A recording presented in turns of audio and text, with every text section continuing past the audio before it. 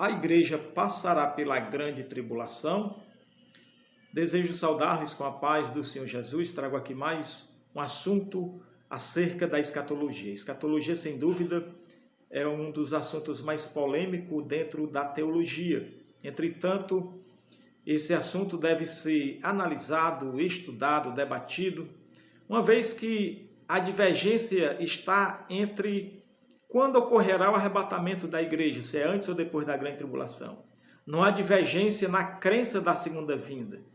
Os concílios, os credos colocaram as bases do cristianismo, onde não se deve haver divergência entre teólogos, que é a crença na divindade do Filho, a crença na existência do Espírito Santo, a crença na segunda vinda, a crença na ressurreição de Jesus. Esses assuntos são os pilares do cristianismo, esses e outros assuntos são os pilares, não pode haver divergências. Nos demais, abre-se para o debate, e aí nesse debate eu registro o meu respeito pelas teorias divergentes, diferentes, porque na escatologia não há como colocar um ponto final. Peço para se inscrever no meu canal, deixar o seu like e vamos para a resposta. A igreja passará pela grande tribulação? Eu respondo que não, pelos seguintes motivos. Primeiro motivo pelo qual entendo que a igreja não passará pela grande tribulação é com base nas 70 semanas de Daniel. As 70 semanas de Daniel são destinadas para quem? O próprio texto bíblico responde. Daniel capítulo 9 e versículo 24 diz: 70 semanas estão determinadas para a tua cidade santa e para o teu povo. Então, as 70 semanas de Daniel são direcionadas exclusivamente para Israel, sem nenhuma relação com a igreja. Tanto é que no cumprimento das 69 semanas, no vídeo anterior eu abordei sobre isso, foi justamente para Israel. Então, logicamente, que a última semana também, que corresponde à grande tribulação, será destinado a Israel. Segundo motivo pelo qual entendo que a igreja não passará pela grande tribulação é com base no livro de Apocalipse. Apocalipse capítulo 1, 2 e 3, vemos a presença da igreja, a figura da igreja. No capítulo 6, a igreja some. O desenrolar da grande tribulação acontece entre o capítulo 6 e 19. Nesses capítulos, a igreja some, desaparece. Ela volta a aparecer nas bordas do Cordeiro, lá no capítulo 19 e versículo 7, e mais na frente, Jesus voltando juntamente com a igreja. Então, o livro de Apocalipse, ao começar a grande tribulação, a igreja não está presente. Terceiro motivo pelo qual entendo que a igreja não passará pela grande tribulação é o texto bíblico. Vemos 1 Tessalonicenses capítulo 1 e versículo 10, a Bíblia dizendo que a igreja será livrada da ira futura.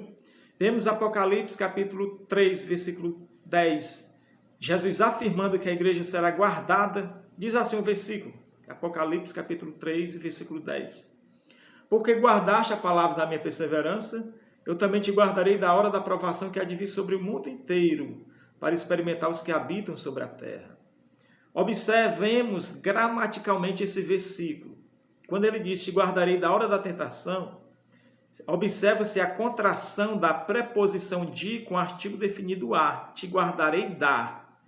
Se ao invés da contração dessa preposição com artigo houvesse te guardarei na, aí a igreja precisamente estaria incluída. Mas ele diz o contrário, te guardarei da hora da provação, ou da hora da tentação, ou da hora da tribulação, conforme a tradução. Então, pela essa gramática, pelo estudo gramatical, já entendemos que Jesus está afirmando, dizendo categoricamente que a igreja será guardada da hora dessa tentação. Mas vamos adiante, quinto motivo. Jesus, no capítulo 14 e versículo 3 de João, ele diz que ele irá e depois voltará para buscar a igreja a fim de que onde ele estiver, a igreja esteja também. Então entendemos que a partir do arrebatamento, a igreja estará sempre com o Senhor.